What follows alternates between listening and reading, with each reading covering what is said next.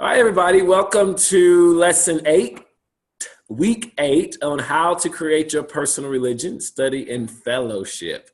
I am a fellowship junkie. I just want to continue to fellowship with you all. All of a sudden, I feel lazy, like I don't want to start teaching. All righty, here we go. Okay, we're going to teach. I got to get my mind right. Phoenicia, you started talking about that food. You made me hungry. And Leslie talk about the woods and nature, the gold, talk about traveling to North Carolina, making me feel homesick. I gotta get my mind right now for class. Okay, here we go. Let's see. Let's push through. The 7, we may have to redo this one next week. All right, let's see. The 7 agencies of personal religion. Last week, I changed the definition. I called it techniques that supply favorable conditions for spiritual growth. I put it's the means in which we're enabled to maintain our level of spiritual connection with true spiritual forces, and the means one can distribute blessings of their growth to others. We define spiritual growth as awakening to one's real needs, discernment of meanings, and recognition of value. The 7 agencies, we talked about sincerity, prayer, and worship last week. And this week, we're doing study and fellowship.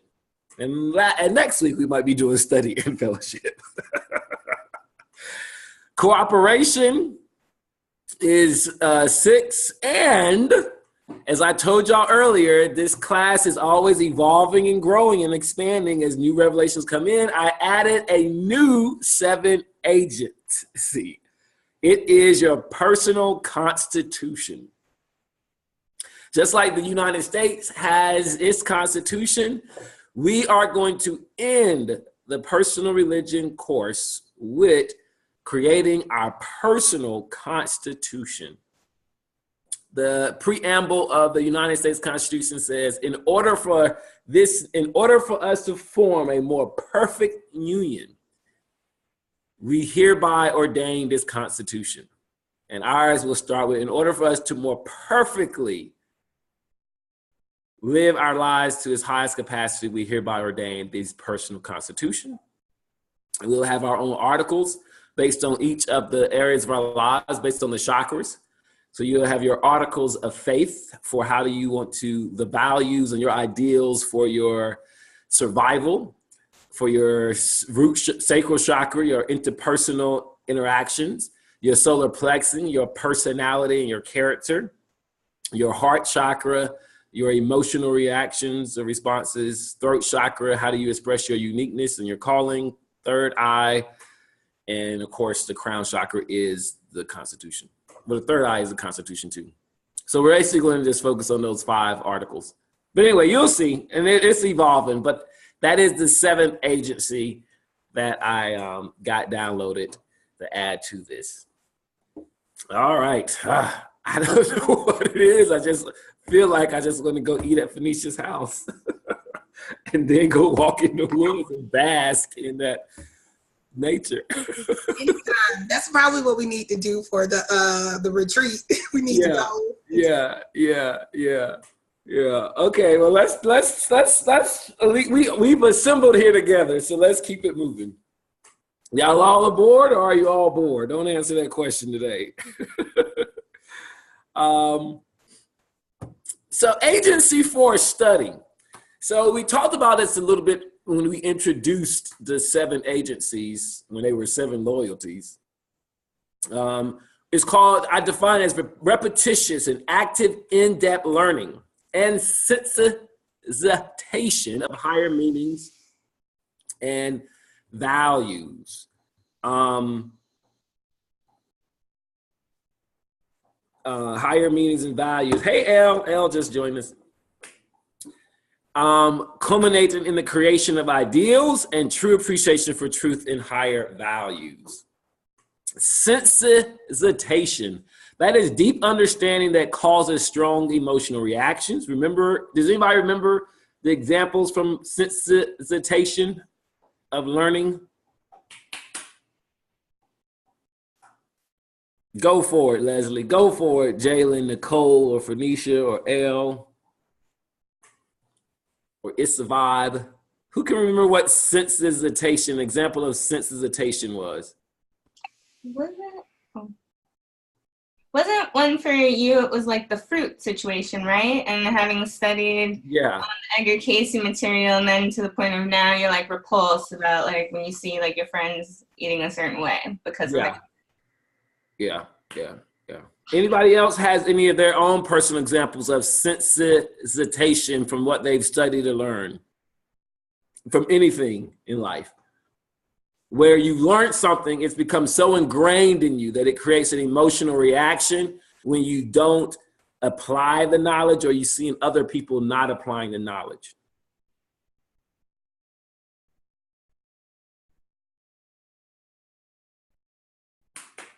I have another one when it comes to driving.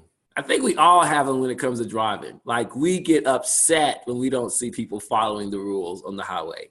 Like we get really angry, and people get angry at you when you break those rules. It's like people feel like, what is wrong with you? Like, how dare you not put your signal on? How dare you get over in that lane? Or all types of emotional reactions. But anyway, sensitization, when you learn something and you create an ideal or you get such a deep meaning of it, that it creates an emotional reaction that makes you follow. Like you cannot help. Your body is aligned to follow that rule, that law. Hey, Adam. Yes. I have a comment. You are so right. And that's something that's new for me with that new Georgia law about the texting, like holding your phone. It really bothers me. And it's like, now that I have a stand for it, if when I see people, like even when they're talking on speaker, like it really bothers me. Like it's really dangerous, like to be holding and texting your phone, and you really can use your radio, your Bluetooth. Every car now just about got Bluetooth or an aux in. Okay, well you can aux in, Adam. You can I know I can. See what I'm saying? So it really does bother me now. It's so odd. Like, I mean, and I'll be like, you're not supposed to have that phone. Like, put that phone up. You about to cause an accident.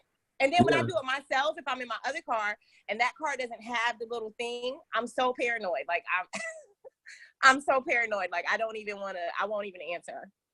Yeah, that's a great example because before we were doing it all along the past up until Yep. And I was definitely one now, and I'm like ready to go buy 10 little phone holder things and hand them out to my friends. Like for real. I'm over the top with it. It's weird. That is such a perfect. That is such a perfect example. It's new. We only had that law how many months? Maybe 2 months, 3 months. Yeah, about since June. Oh wow. Okay. Well. Yeah, but once you see the law and then you start hearing over and over again, learning of all the examples of people who've died you keep learning and you keep seeing these horrible stories, it don't take a while for it to become a sensitization. And now you're ready to like curse somebody out and send them to hell when you see them on their phone. No, I'm going to open my window and hand them the holder thing is what I'm going to do. And be like, hey, I got these holders. Here's one for you. This one's great. And please use it. That's about to be my service. I'm about to find some, and I'm gonna just hand them out to people. Yeah. But someone, It's a Vibe said that they feel they have a sensitization when it comes to recycling, and I do know a lot of people that share that. Like they will. Me too. I actually take my recycling to the recycling center now, you guys. Like I actually take it. I don't have a recycling at my apartment. I take it there, and every week, and that's something totally new for me. And I just found some recycled shoes on the internet this week from recycled bottles. I swear. It's so weird. So these are great examples of sensitization when it becomes a part of your emotional, but it comes from, again, sensitization comes from repetition. You hear the message over and over again, how important it is to recycle. You hear it, you read it over and over and over and over and over again. And so what happens is it creates that sensitization and you get the emotional reaction. Our ideals are what drives us. Ideal is a standard which we live our life. It's not a goal. It is a goal is a what, an ideal is a why. Why do you do what you do? Why do you get out of the bed in the morning?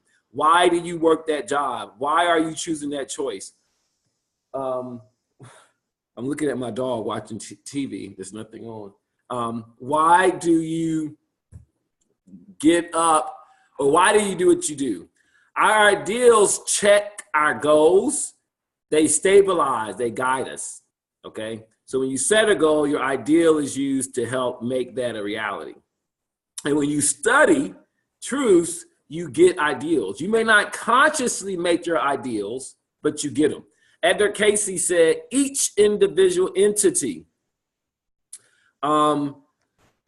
whether aware of same or not, sets before self an ideal in the material world, in the mental world, and in the spiritual world. So you have ideals for each of those three areas of your life, whether you realize it or not. You have ideals about how you should think. You have ideals about how you, what your ideals are for your physical sustenance of the material, and you have spiritual ideals. And these are the whys that drive you, and these are the whys that help set your goals. Any questions about ideals?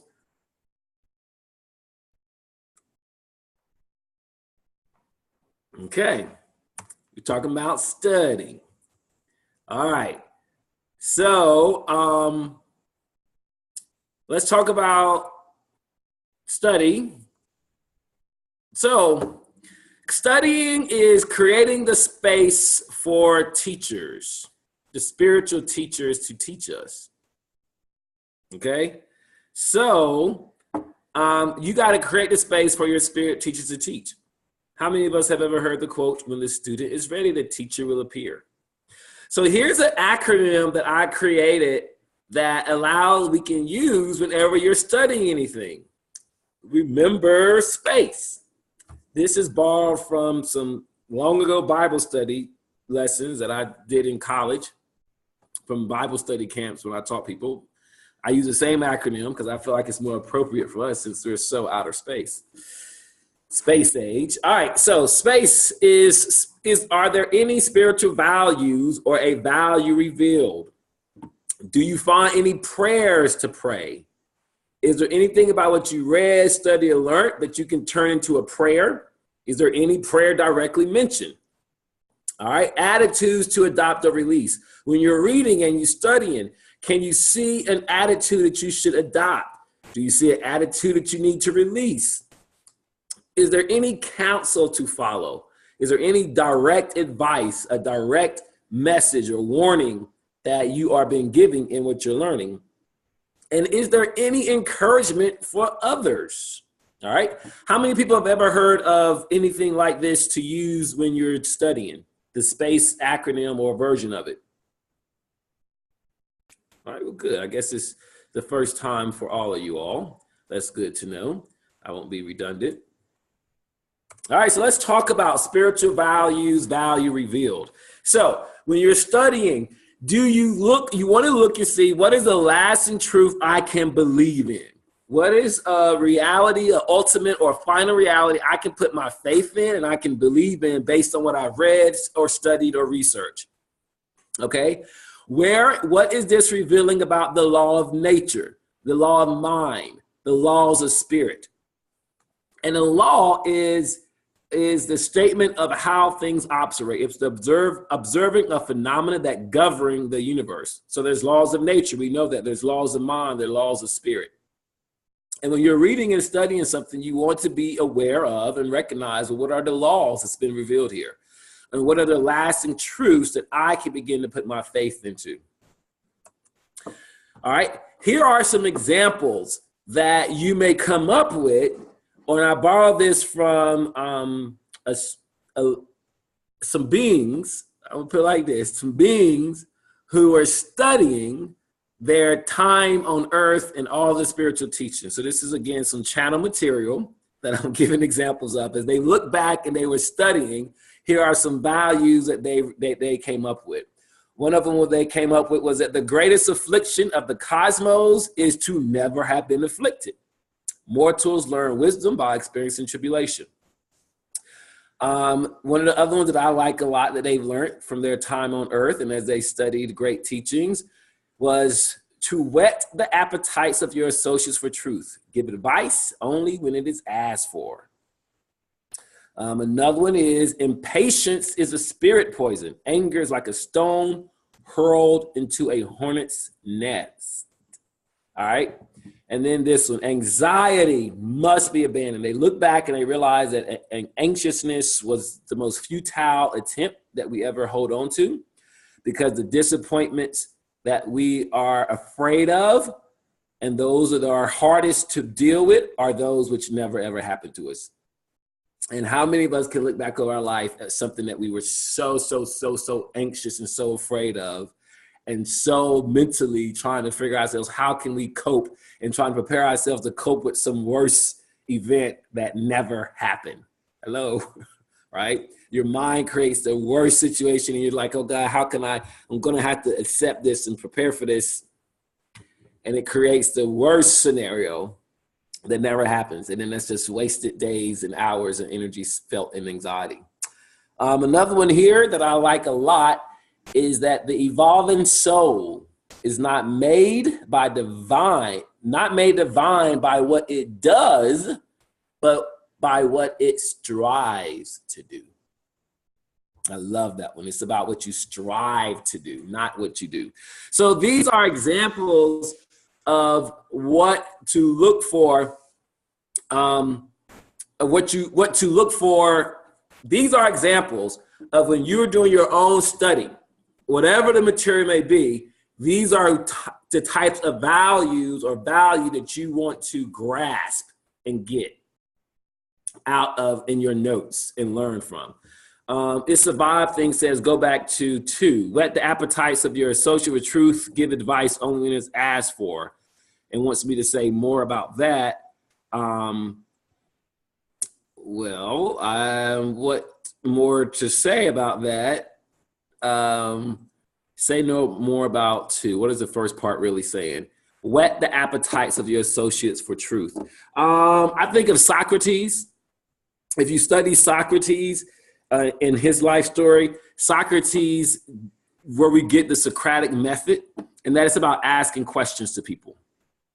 So one of the ways you can whet the appetites of your associate for truth is you can genuinely ask them questions that help them discover their ideals. Hey, something like, you ask me how I'm feeling every morning. Why do you ask me how I'm feeling? Where do you get that from? Where is that habit from? And then they say something else, you ask another questions. But sometimes whetting your associate's appetite for truth comes from asking questions, genuine questions. And sometimes it's just inquiring, being curious. And then sometimes it's just the way you live your life in the light. And according to your convictions and your loyalties, it may make them hungry for truth and hungry for more in their life. And that's what I got for that. I hope that answers your question. Who asked that. All right. So anyway, I love these values that we got here. So yes, these are how you can this is an example of creating values from your study. All right, prayers to pray. As you read and you study, are there any direct prayers mentioned in your material? Or are there any requests that you want to add to your personal prayers? If you go back and you read or listen to the course on personal prayer, we talked about how we have those different areas of our lives that we're seeking to align with or ask for. So when you read and study, you might get new insight on things you can pray about, requests that you didn't know were there before. Is there anything to begin to give thanks for that you didn't realize again? But you always want to use your study to add to your prayers. Whatever you're reading or studying, use it to add to your prayer. Use it to create and enhance your prayers life. Does that make sense, everybody? Like when you're reading and studying, find ways to incorporate what you're saying into your personal prayers. I guess I could have gave an example. We're gonna have to do this over, but anyway, we're gonna keep it moving. Attitude to adopt or release. Higher outlooks or perspective you can align with regarding money, relationships, love, career. Like when you read or study your material, what is it that you can say, you know what, I'm going to take this outlook and apply it to my relationship with money, my relationship with other humans, my romantic life, my career life. I did give an example here because as soon as I was writing it, I thought about Jesus because all that repetition study from the Bible is in my head. Can't get it out. And so I put this quote where Paul had wrote a letter to his followers, and he said, in your relationships with each other, have the same mindset as Christ Jesus, who being in the very nature God did not consider equality with God something to be used to his own advantage. Rather, he made himself nothing by taking the very nature of a servant, being made in human likeness, and being found in appearance as a man, he humbled himself by becoming obedient to death, even death on a cross. So Paul is giving them an attitude, his followers in Philippi, an attitude to adjust their attitude to his revelation and his value of Jesus, saying, humble yourselves and don't think too highly of yourself. Remember, he said, Jesus was equal with God, but he made himself a servant. So that's the way that when you read and you study, and you realize, you recognize what is an attitude that you can take on based on what you read or studied in your message. And you can do it if you're journaling or adding notes while you're studying, you can do it with each category. What attitude can I put this about my money? What attitude can I put this in my relationships, love, career? Okay. Counsel to follow. Is there any practical application that you need to commit to, follow through on, complete, or replace one action with another action? Is there something that you're doing that you realize, you know what, instead of doing that, I can now spend that hour doing this. Instead of waking up in the morning and scrolling through my Instagram and social media upon waking up, I am going to review my journal entry and my dream log. Or I am going to say a prayer. I'm going to put my prayers in the morning first thing first. And I'm going to have that prayer set up on my reminder. So I just click on it and just let Siri voice it to me. What is something that you are giving counsel to follow through on now through your reading and through your studying that you can take action on? And then, is there any encouragement for another from what you read or what you studied? And this is the part I really want to emphasize, because part of and this leads into fellowship. When you are studying and reading something, so many times I have seen the Spirit happen for my life and other people's lives. You may read something or study something and you might, oh, that's interesting. And it's not for you, but it's for somebody you're going to have a conversation with, or somebody that calls you later that day or whatever, and they're talking to you like, you know, I just read about this. And that person's like, that was the word I needed to hear. Because they're praying in that morning, and God or their spirit guides answer their prayers through sending you some meme or some study in your own time. And so that's why when you're reading, you really want to always it's okay to keep people in mind, encourage them. Not so much tell them this is how you can get your life together, but more so just like, you know what, I think that someone will be encouraged by what I read and studied. Is there anything in here that someone in my family can be used, my friends, or something I can how can I post this on social media and encourage other people what I just read or studied? And you can do this example of this meme here that says, I don't know who to need this, but don't gain no more weight, right? I saw that the other day for Thanksgiving. I thought it was hilarious, because I really thought the person was going to say something powerful and encouraging because of the person who I follow. So I was like, oh, what are they about to say? And I was like, okay, that was hilarious. But anyway, that is an example of how you can encourage people, not discourage them. All right. So space, spiritual values revealed or value revealed, prayers to pray.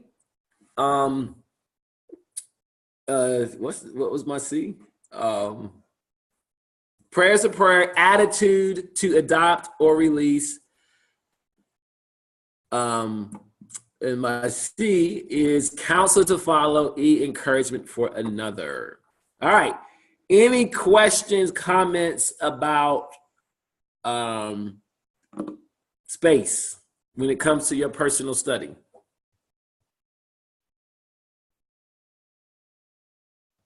Does anybody ever do any of this already when you're reading or studying something to make it more engaging and to make it become more sensitized to you and help you with your ideals when you're studying your material? Does anybody have a method like this already? Okay. Do y'all think this will be useful moving forward as you're reading and studying? Whatever it is that you read or study? Okay.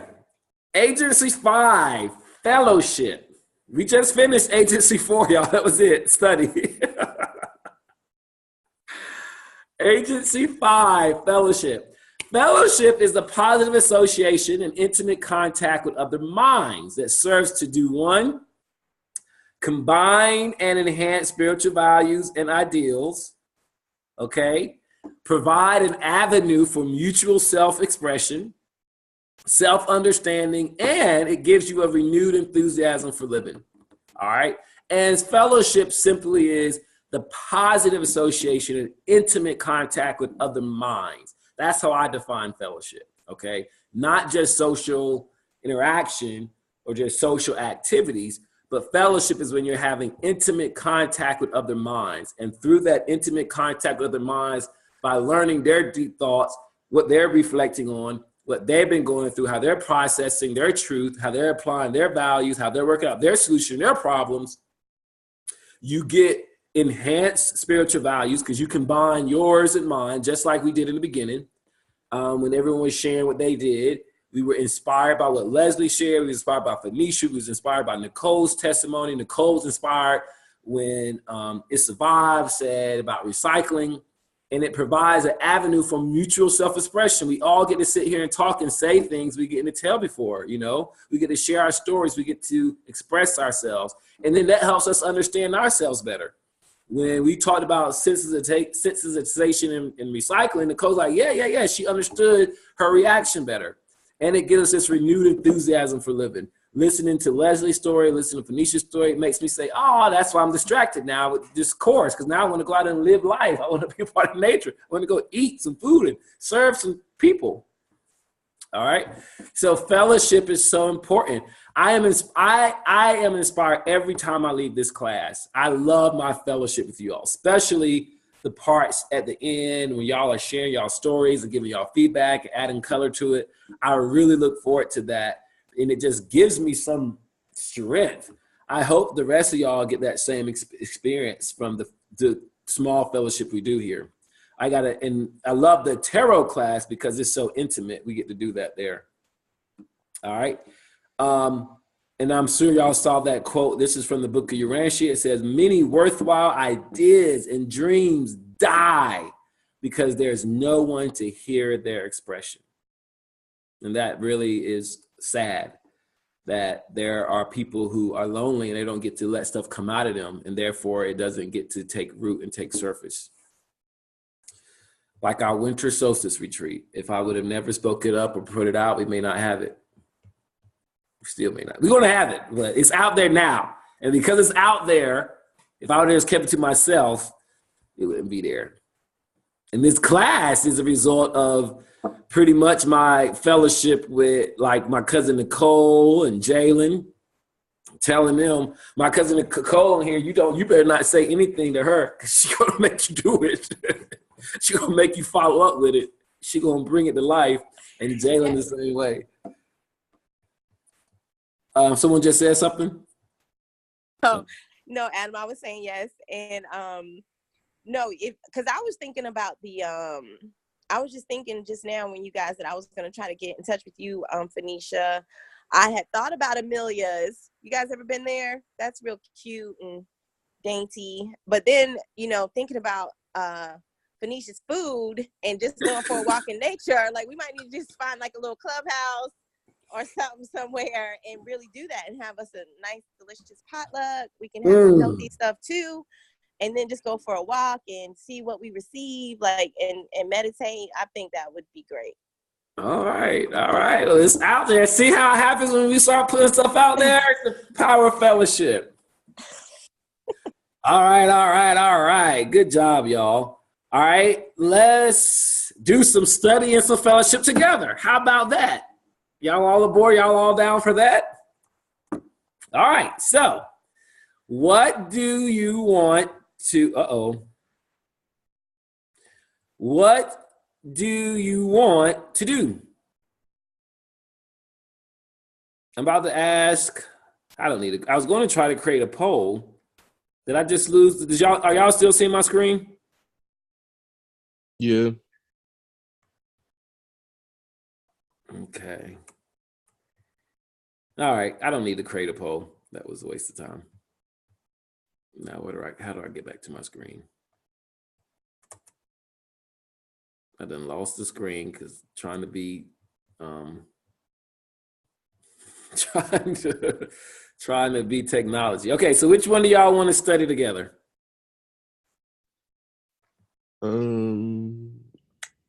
One of the first two. All right, so everybody, I'm gonna type in their preference in the chat if you can. Type it in, or you can just say it.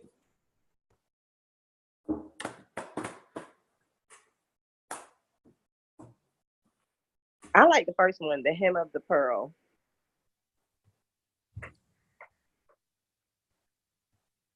Okay, so Phoenicia says 2 or 3. Jalen says 2. Nicole says 1. So far we have the majority for 2. Let me see anybody else's.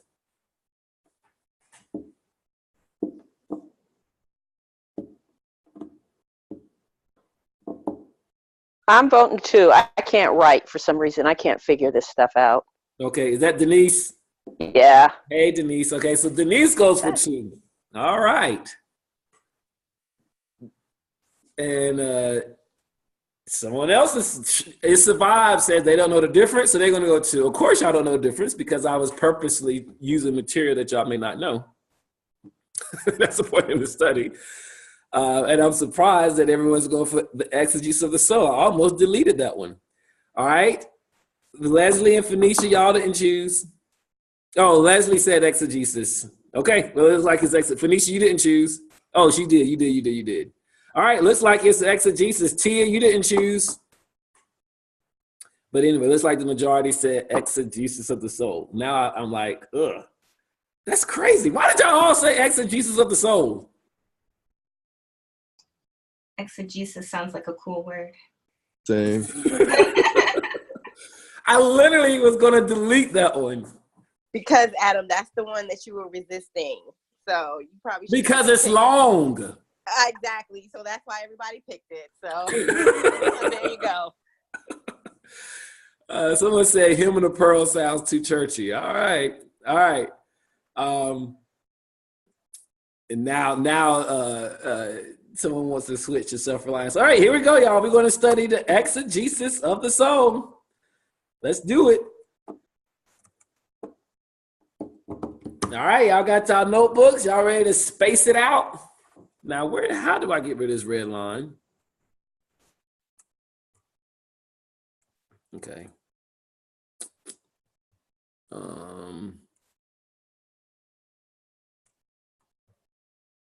Okay. All right. Okay. Golly, this is so long. I don't know how to break this down. All right. So, all right. How about we do this? Let's do this the old school way. Let's read it and then we'll break it down. I'll tell us when to stop.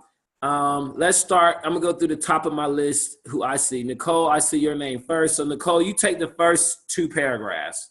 And then because those are short, you take the first 2 paragraphs. And then, Leslie, you take the next paragraph. I'm going to put y'all names on here, okay? I don't see it. Yeah. Oh, you don't see it? Uh-uh. Nobody sees it? I don't see it either. I don't. How about now? Yeah. Affirmative. Everyone Yes. sees it? Your face is so funny. Like, Oh, I'm sorry. No, I was looking. Yeah, I made that face because I got that reminder about a bill due tomorrow. Took all my joy out of me. Okay, Nicole, you start with the first two paragraphs. Can everyone see it now? I see it. I do too. Okay, you go now? Yeah. Wise men of old gave the soul a feminine name. Indeed, she is female in her nature as well. She even has her womb. As long as she was alone with the Father, she was virgin and in form androgynous. But when she fell down into a body and came to this life, then she fell into the hands of many robbers. And the wanton creatures passed her from one to another, and her Defiled her.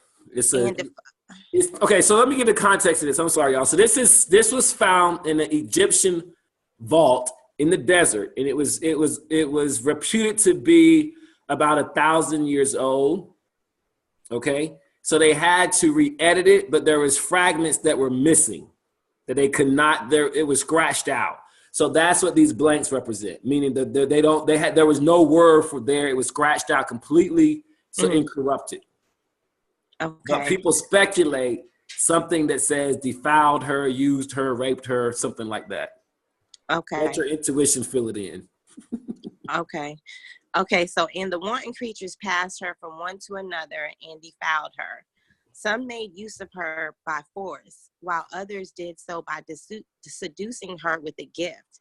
In short, they defiled her, and she was taken, and she lost her virginity. Is going on? Are we discussing it? Like we're gonna keep reading, then we'll go back and discuss it. And in her body she prostituted herself and gave herself to one and all, considering each one she was about to embrace to be her husband. When she had given herself to wanton, unfaithful adulterers so that they might make use of her, then she sighed deeply and repented. But even when she turns her face from those adulterers, she runs to others, and they compel her to live with them and render service to them upon their bed, as if they were her masters. Out of shame, she no longer dares to leave them, whereas they deceive her for a long time, pretending to be faithful, true husbands, as if they greatly respected her. And after all this, they abandon her and go.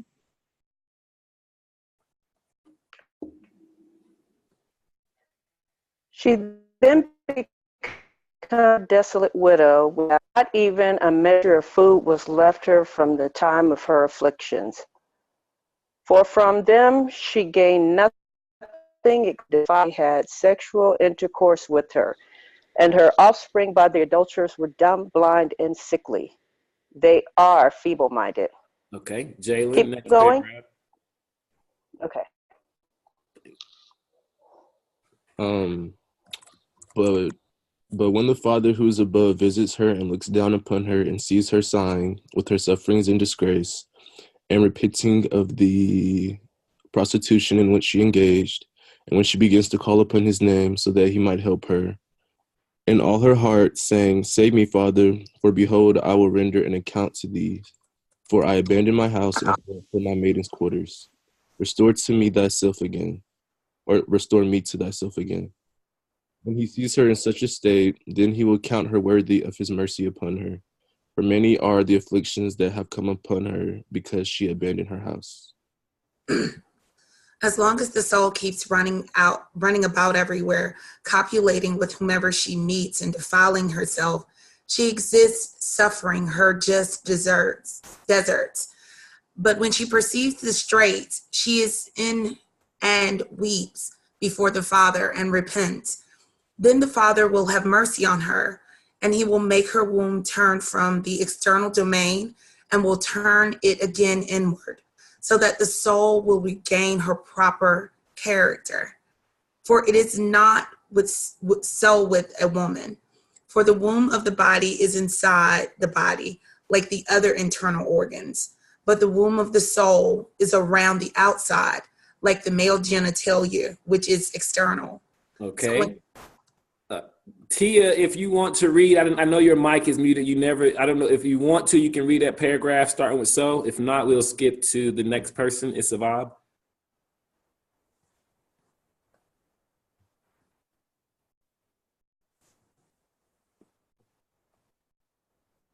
So, when the womb of the soul, by the will of the Father, turns itself inward, it is baptized and it is immediately cleansed of the external pollution which was pressed upon it, just as garments, when dirty, are put into the water and turned about until their dirt is removed and they become clean. And so the cleansing of the soul is to regain the newness of her former nature and to turn herself back again. That is her baptism.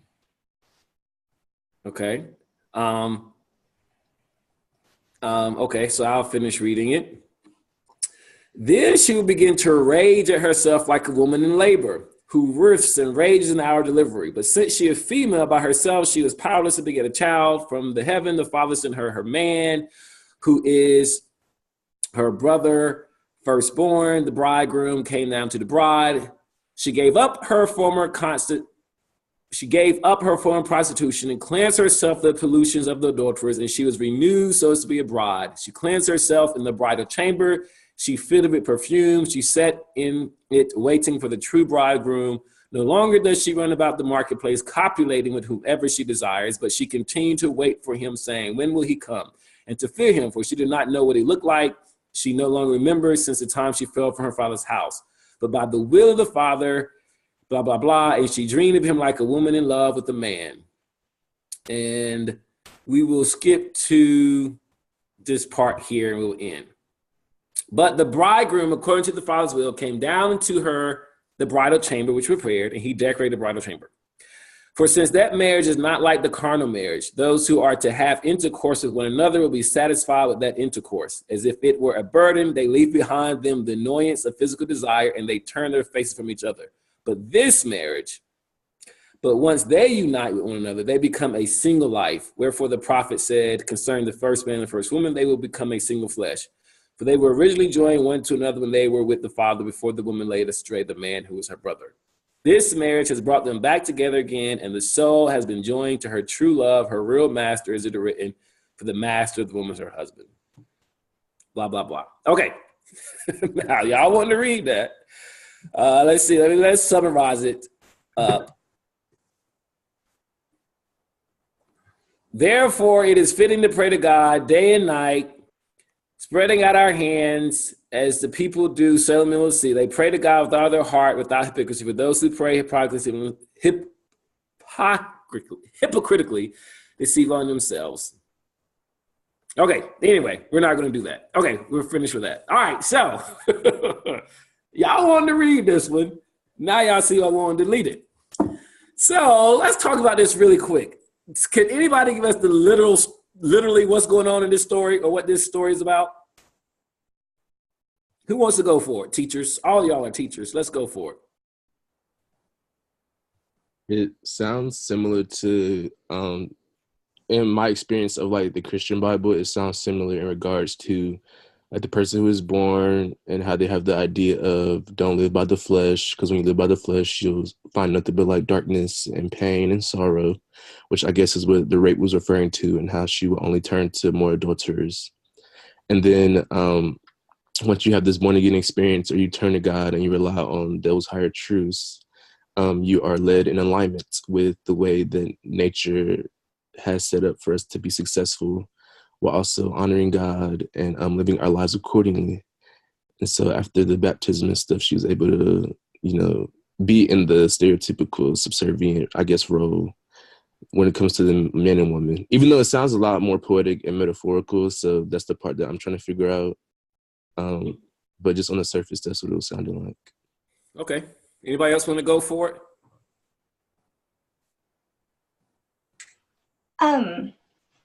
So for me, I liked it. I was feeling it. I recently came across this book, Sophia of the Bible, and it was the spirit of wisdom. And throughout this, they're talking about replacing all the times the word wisdom came up with this archetype of Sophia.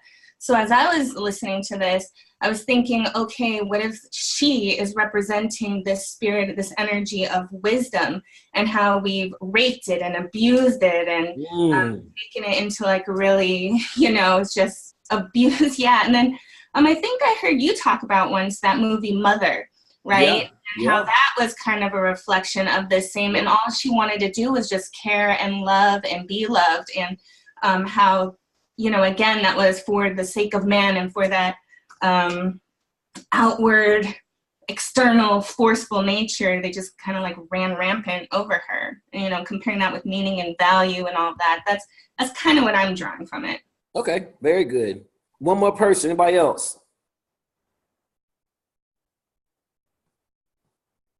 Okay, well, I'm going to share with y'all the context of the story, and then y'all can help create the space for it. All right, so the idea is that our soul, the essence, the spiritual part of us. So the spiritual part of us is what they call the soul, and basically this was the ancient story or journey of how our soul comes into a physical body. So that's why it says here, as long as she was with the father, she was virgin and in form androgynous, but when she fell into a body. So when our soul incarnates into our body, the spiritual part of us comes into a body, it says we fall into the hands of many robbers. And these are basically representing our physical desires, right? Our mental desires, and then the concerns of the world or issues of the world. So the idea being our soul comes in our body and she gives ourselves to all these desires. So basically the soul gives us our energy, but your mind is saying, hey, let me use you to get what I want. The body is saying, well, let me use you to get what I want. And then people in the world are like, let me use you to get what I want. And so we give ourselves to all these ideals, all these material ideals, all these material values, all these material hopes. We want to become the richest, most famous person. That leaves us empty, right? We join on this program. We join this religious project. We join all these material things. We have the processes of evolution or institutional religion with all these hopes that something is going to give us some value, something's going to give us a substance. So we give all of our energy away to all these things, but in this part that Leslie read, it basically, they take from us and we don't get anything back. You give yourselves to the world and you get nothing back from it. And after a point, you get to a place in this paragraph here where you just feel like, oh, well, here's just my life. There's no value in it. I'm just going to stay here. I'm going to be slave to this job. I'm going to be slave to this world. I'm just going to keep living in this world system. I'm going to keep going after these worldly things, even though I know none of these worldly things work. I know that given the pleasures of my body alone don't provide anything with me. I know that just relying on my intellect don't do anything for me, but I don't really know what else to do.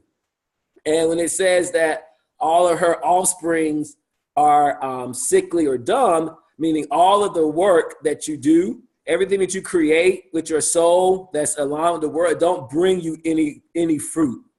So when it says her offspring by the daughters are dumb, blind, and sickly, meaning they have not brought you any enjoyment, they have not brought you any satisfaction, and they have not led to any real life. And where it says that the father who visits her, seeing her with these sufferings, basically saying, what am I doing with my life? Like, I have wasted my life in believing in things. I have wasted my energy in investing in things that have not served me. I look back and realize nothing is bringing me any joy, any satisfaction, any happiness, any deeper meaning. That's when your spiritual higher self, represented here by the bridegroom, begins to activate your consciousness and create a new relationship. And so if you draw your attention away from the things of the world and then give them back to the spiritual values, the spiritual ideals, waiting for your spiritual regeneration to happen, then you will find that sense of joy, renewness.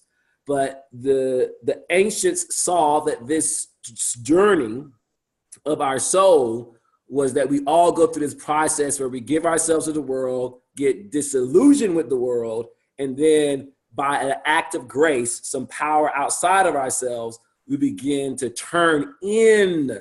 So that was the idea with the analogy of the womb that they talked about, saying that we turn ourselves inside of ourselves.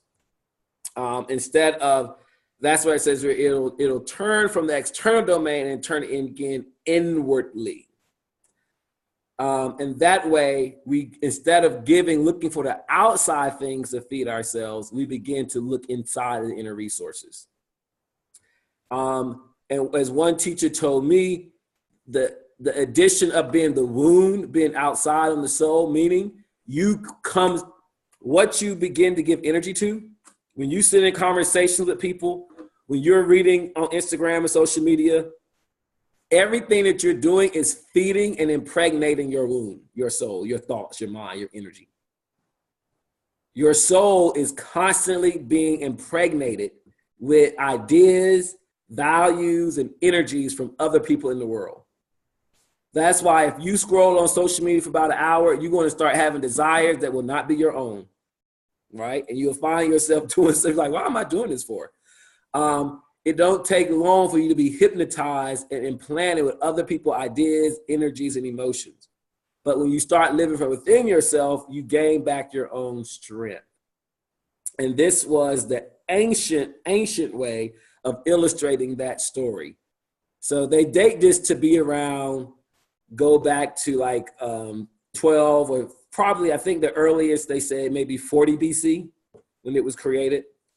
This text, but it's of Gnostic order. It's of Gnostic, Hindu, Buddha order of literature. Very ancient, which is why I was going to delete it.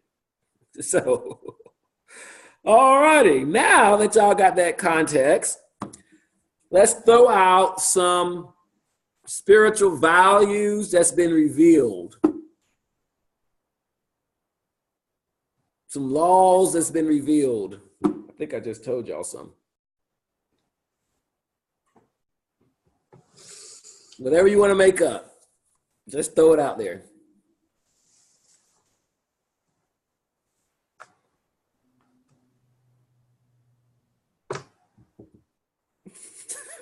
Y'all are like, this sucks. I told y'all not to choose, but anyway, it's good.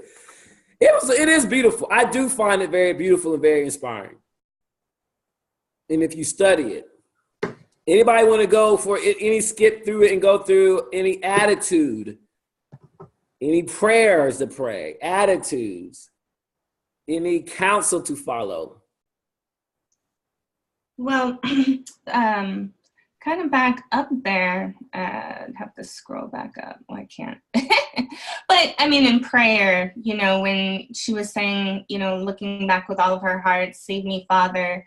And was saying, you know, it was like, what was it saying? But when the Father who's above visits her and looks down upon her, sees her sighing, and she's there in prayer. And I feel like, I mean, I really connected with this part too. Like, gosh, forgive me. I don't want to just be like with all these men. I don't know what's going on. I don't want to be all used and abused. I don't know what's going on. Restore me. I've lost my faith. I've lost my strength of my house, of who I am. And I'm running towards kind of like just what you're saying with the social media and everything. I'm running to these other desires of this physicality. And I think then you have like, when we talk about, well, Mother, Father, God, I say, or like the Creator, he's still, it's just coming, when she comes in that state of humility, he's like, she doesn't judge, right? It's like, oh gosh, no, I understand. It's really not that serious, but like, I love you for wanting to be better, wanting to,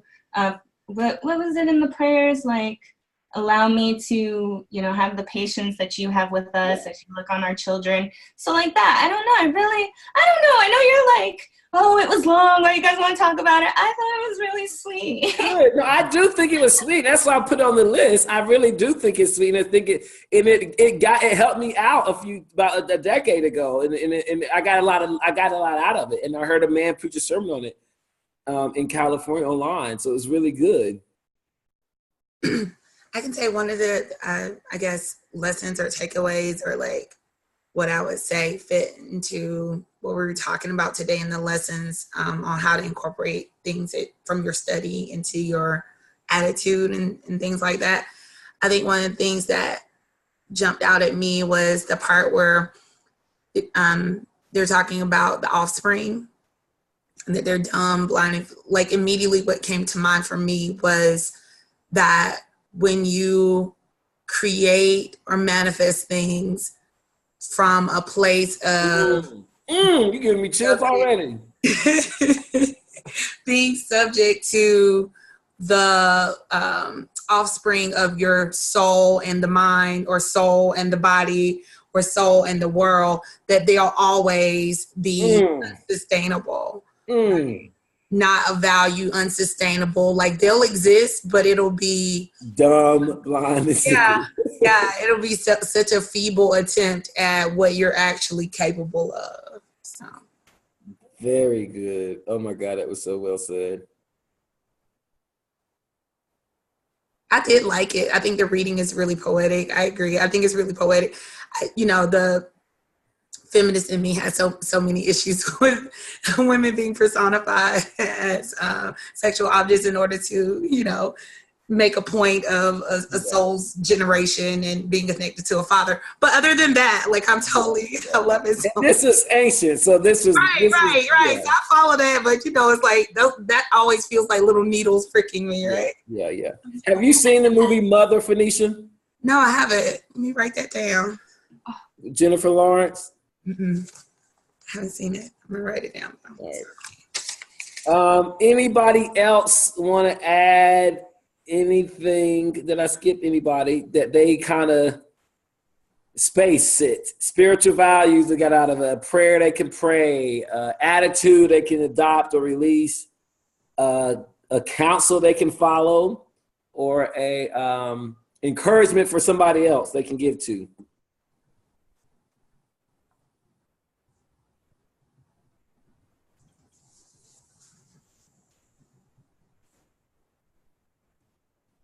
Okay.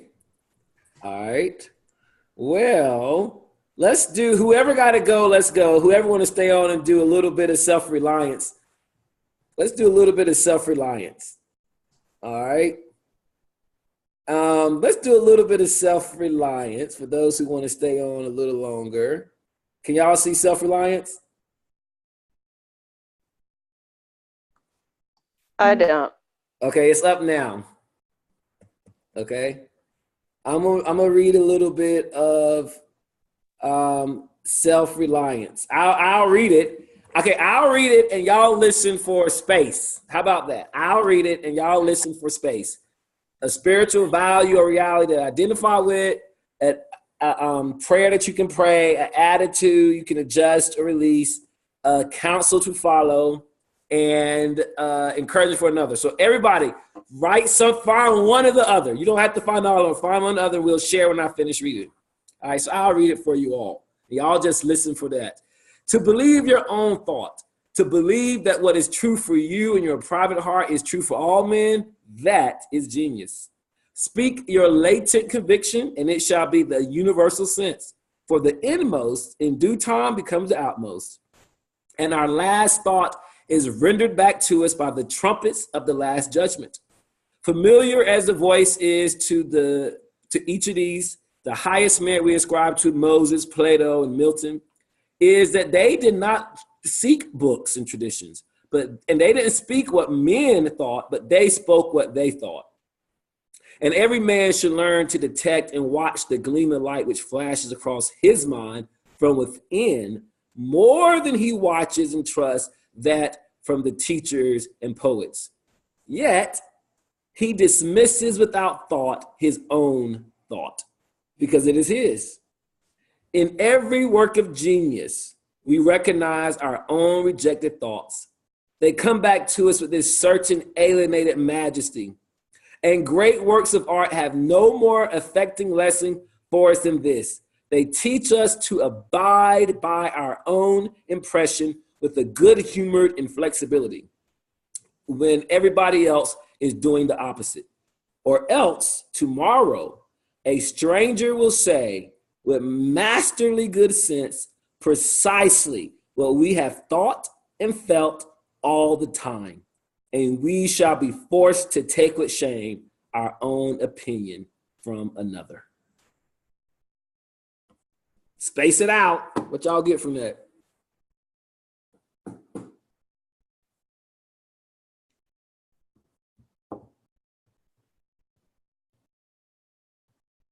All right, let's go. Let me hear y'all. Let me highlight it. How do I highlight this? All right. What y'all get?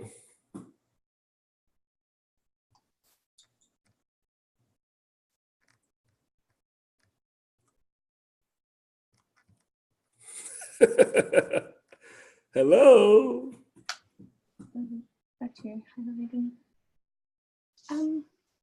Well, what I get is that it's a message of faith. Like, I mean, our truth is not everyone's truth, but when we are able to stand in our faith of what is true for us, we're going to be able to communicate that with passion and in a way back to, you know, the encouragement for another. You don't know how things are going to be received, but by the very act of you having that passion and your knowing, you're able to share that. And there might be gems in there for someone else, but by you walking in what you know to be true and, you know, tested for you, that's going to attract other things into your life to either support that or deny that, as you're always kind of doing that dance to be who you authentically are.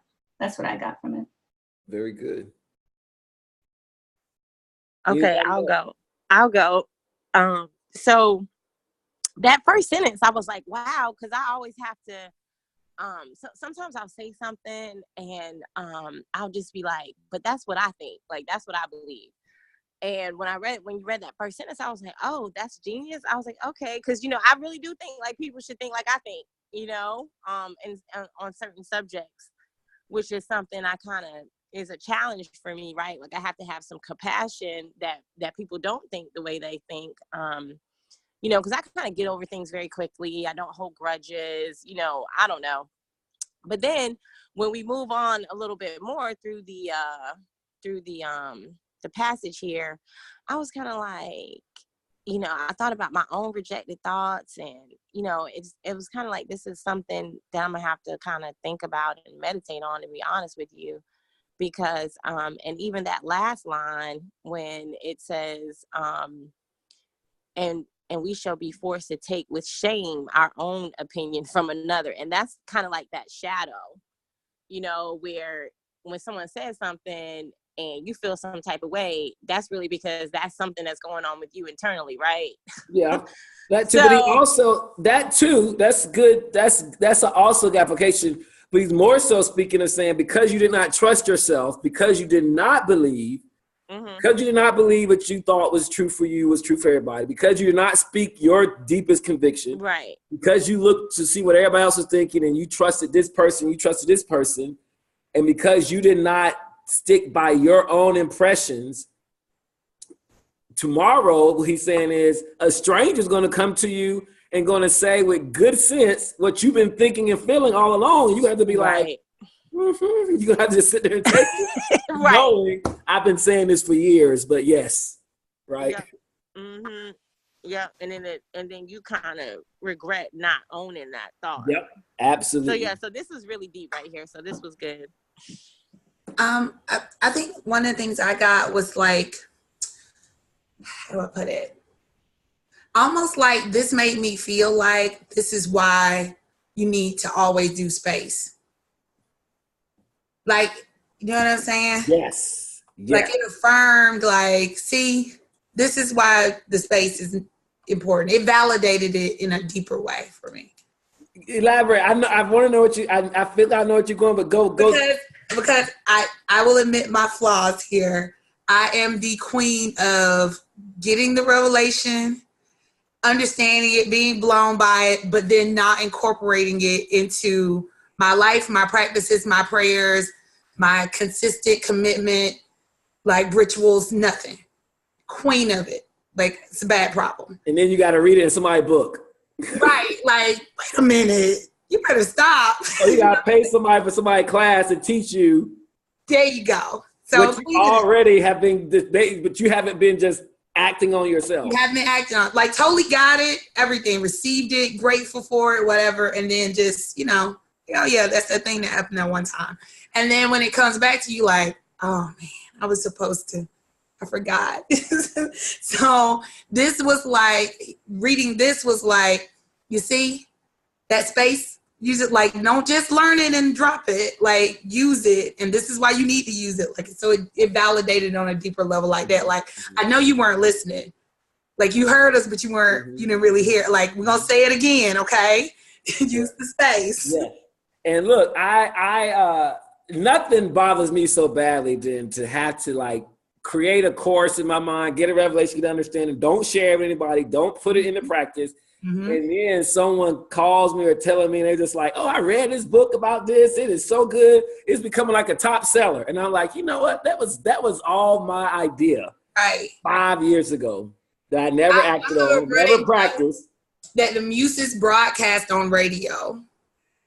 Right? Like they don't, like when they say something and you hear it, you think they said it to you. They said it to everybody. Yeah, they said it it was in broadcast. Yeah, and that's what he means when he says tomorrow somebody's going to say with good sense what you have thought and felt all the time. And sometimes somebody's giving me advice on a situation. They're giving me the advice that I had already knew years ago, and I have to be like, yeah, you're right. I should just do that. Yeah, which I knew I was supposed to do. Yeah. Right. This is a good validation for space. And sticking to what you thought. Anybody else get anything else out of this? Any value, any encouragement for another, any prayer they can pray, or any counsel they can follow?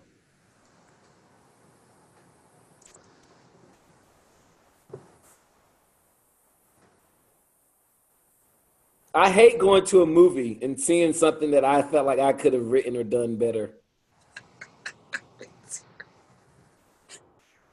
So bad. And that's what this quote means right here when he says, great works of art have no more affecting lesson on us that they teach us to abide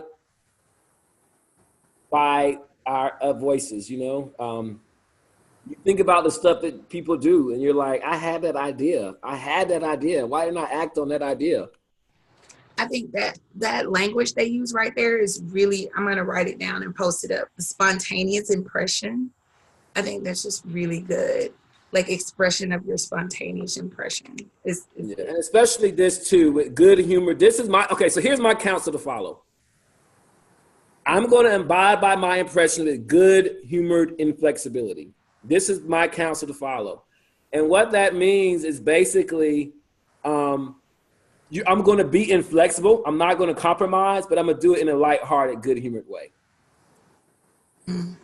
So when someone comes in and say, why are you doing it for? I'm going to be like, well, I'm just going to be foolish, but this is what I'm going to believe. And that's what he means. Stick to it, abide by it with that good-humored inflexibility. Like be inflexible, but do it with a sense of good-humoredness versus just to give in so easily. All righty. Well. Can I ask something? Yes, please. Okay, because this is something that I do personally struggle with on this, the encouragement for another, and I guess on the fellowship. And that's probably why I got what I got from this passage. But, you know, I don't like to impose my thought, or, you know, I'm always like, I don't want to be imposing my truth on another. And like, even in this class, it might not seem like it, but I'm always like, oh God, Leslie, you're talking again. You need to just shut up. You got like another thought, like nobody wants to hear all that. And so I'm always like doing this dance with myself of like, oh, do I post that comment? Like because I feel like I do. I have a book I want to share with you. I have like that made me think of something. And then, you know, it's not always received. And then I have to know like, okay, well, I'm not in control of how other people receive it. And then there's that dance of like, well, if you don't even actually do it, then you can't even, you know if it's going to be for someone or for not. Do you understand what I'm saying? Mm-hmm. Totally. But I think that's what the good humor inflexibility is as well, you know? But also, I don't think he's saying we got to force it. I think that first line here, but I totally get what you're saying. And I love it when you talk, you know, I love it when you share and speak. But I think he's saying it's an inner thing that we read earlier. It's this idea of believe your own thought. Just believe what is true for you is true for all men. And earlier, when I started this course, I defined that's what personal religion is. Remember? Where you believe that your highest truths are true for everybody. And so we do live in this world where it's kind of like you can believe whatever there is, but there is some deep truths that we got to know in our heart is true for everybody. And you can speak your conviction, you know. He said just like, look, because how many times have you had a conviction about diet, food, health? I don't know. And then you don't share it, right? Or you don't act on it. Then someone come and tell you, they just found out in the science journal that eating such and such and such is bad for you. And you're like, really? Like I had that conviction. My intuition told me that years ago. And now, you know, someone is like, oh, well, the science proved it. And now everyone is on it. Like everyone is doing it. And that's what it means. Like, hey, just speak it. If you speak your deep conviction right now, in due time, it's going to become everybody's conviction. But put it out there. Put it out there and put it out there. You know, I think about, I have so many friends now. Who are into tarot, right? Into tarot and crystals. And when I first got into this in 2008, 2009, these people were like, ooh, no, you know. And then you let Beyonce get into some tarot and some orishas and stuff. And now it's like, everyone's like, this is just what we do as people. So, yeah. So, yeah. Yes. So let's start beginning space when we study these readings and materials, so you can write it down and get it and together it. Whatever you read, try to space it out and get it and create that space for it. But yeah, I love this. This is from Ralph Waldo Emerson. This is the beginning of his essay, Self-Reliance. And the other part was too long. I'll read it and then we'll end with, we won't go over it. I'll just read it to end class with it. Okay. I'll just read it to end class with it. How do I get out of this? I think Leslie has something to say. I was just going to say, now that I've got all this encouragement to talk. No, and I think that's where, you know, what has been really powerful for me with this class too, and what prayer was so important. What I'm always striving for is like, this isn't even like, you know, me, that like, these are bigger. These are, if I'm holding on to those higher values, yes, it's like you owe that duty. If you had that thought to have that class or to share that creative work, if I could stay in that space that this isn't Leslie doing this is like greater mind of the creator that's like, I need the Leslie to express this so that I can get out. And it's a very humbling thing, but then it's always like putting ourselves back into that check of like, oh, I got caught up in the IG of what I want to be when I should be like focusing in hearing and worshiping, and then being able to have that, like that knowing, you know, so. Yeah, absolutely. Very good. I'll read this as our last quote and we'll end on this. It's going to be, okay, I'll read it out right here. There is a time in every man's education when he arrives at the conviction that envy is ignorance, that imitation is suicide, that he must take himself for better, for worse, as his portion, and that though the wide universe is full of good, no kernel of nourishing corn can come to him but through his toil bestowed on that plot of ground which he is given to till, and that the power which resides in him is new in nature, and no one but he knows that which he can do, nor does he know until he has tried. It's not for nothing that one face, one character, one fact makes so much impression on him, and to another person none. It's sculpted in his memory. It is not there by accident. The eye was placed where one ray of light should fall, that he might testify to that particular light array. But yet we half express ourselves. We are ashamed of that divine idea which we each represents. It may be safely trusted as proportion of good issues because it's faithfully imparted to us. But however, God will not have his work made manifest by cowards. A man is relieved and gay only when he has put his heart into his work and done his best. But what he has said and done otherwise, it shall give him no peace. It is a deliverance which does not deliver. In that attempt, his genius will desert him. No muse will befriend him. There will be no invention and no hope. Trust yourself. Every heart vibrates to that iron string. Accept the place that the divine providence has found for you. Accept the society that you live in. Accept the connection of events that you found yourself in. Great men have always done so and confided themselves childlike to the genius of their age. They betrayed their perception and they believed that the trustworthy was absolutely on their side, working through their hands, predominating their being. And are we now not grown-ups and must accept in the highest mind the same destiny, and not as minors or handicapped invalids living in a corner cowering before revolution, but we must live as guides, redeemers, benefactors, obeying the almighty effort and advancing on the chaos and the dark. Amen. All right, y'all. So that's the purpose of this personal religion class, to give us that courage to live grown lives, being confident in our beliefs, being confident of what we're showing, what we're here to do, what we're here to express, so we can advance on this chaotic, unevolutionized world and bring it to some progress. So next week, we're going to talk about Dharma and cooperation. And then we're going to talk about, and in the next few weeks, we'll work on our personal constitutions.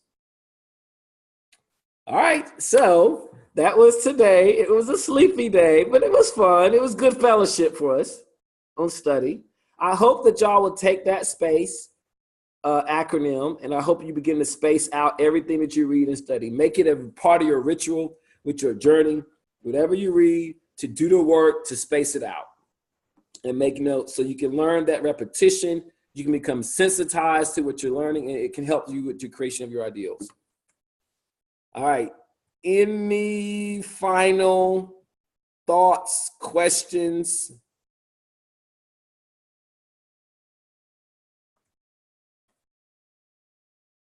On spacing it out? All righty. Well, that is the conclusion to lesson 8. I thank y'all for sitting and enjoying that with me. We had a long, extended, lazy Sunday. Hopefully we'll be back in our energy, but I hope y'all enjoy this, getting this SPACE acronym and our fellowship we did and attempting to do some study. All right, everybody. Namaste. I will see y'all next Sunday, same time, same place, or I'll see y'all Tuesday night at the tarot class. Goodbye, everybody. Bye. Thanks, Adam. Thanks, Adam. Thank y'all. Love you all.